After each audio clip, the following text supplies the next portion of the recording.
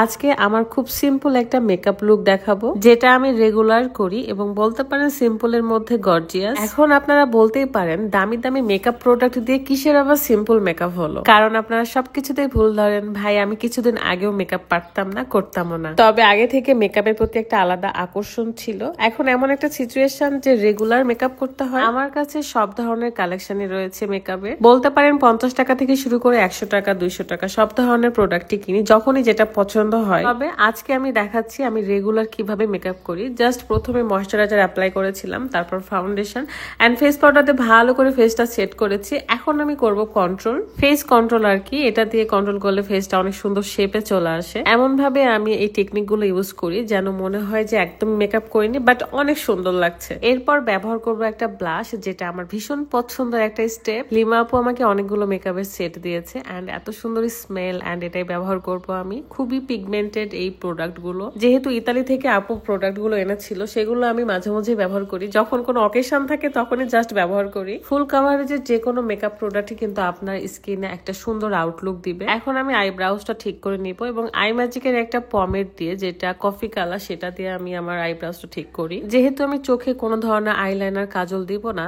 তাই চোখটাকে একটু শেপে আনতে আমি আইলিটে ব্যবহার করব কন্ট্রোলেরই একটা আইশ্যাডো কালার আর কি। টেকনিকে চললে আপনি একটা প্রোডাক্ট আরো একটা কাজে ব্যবহার করতে পারবেন। এন্ড মেকআপ করার সময় আমি খুব তাড়াহুড়ো করি আর লাফাইতে লাফাইতে করি। আমার কিন্তু আরো কম সময় লাগে, বাট যেহেতু ভিডিও করতেছিলাম তাই একটু সময় লাগছিল, কারণ অফ অন করতে হচ্ছে। যাই হোক, এখন লাস্ট স্টেপ হচ্ছে হাইলাইটার। এটাও আমার লিমা আপুই দিয়েছিল এন্ড এটা এত সুন্দর স্কিনে গ্লো করে।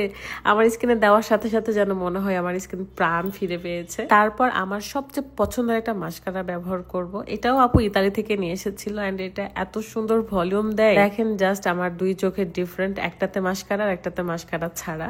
এখন দুইটাতে দিয়ে চলে আসলাম। কেমন লাগছে বলেন তো? অনেকেই আমাকে মাঝে মাঝে বলেন আপু আপনার মেকআপ টিউটোরিয়াল দেন, আপনার সিম্পল মেকআপের টিউটোরিয়াল দেখতে চাই।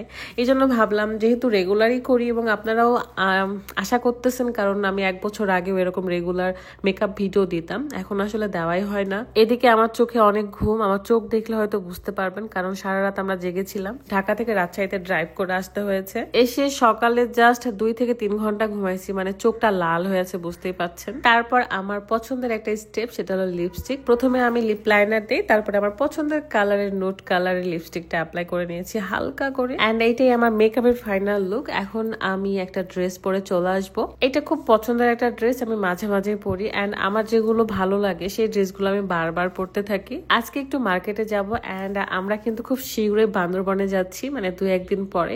সো টুকটাক একটু মার্কেটও করতে হবে। আমি কোনো ইয়াররিং পরছি না, আমার সিম্পল থাকতে ভালো লাগে। কোনো কিছু আসলে ক্যারি করতে অনেক বেশি টাফ বা কষ্ট লাগে আমার কাছে, তাও আবার রেগুলারের জন্য তো মোটেও আমি পারি না। এভাবে আমি বের হয়ে যাব মার্কেটে এন্ড হয়তো বা বাইরে অনেক গরম, সেজন্য চুল বেঁধে নিব। ভালো থাকবেন সবাই, আল্লাহ হাফিজ, আসসালামু আলাইকুম।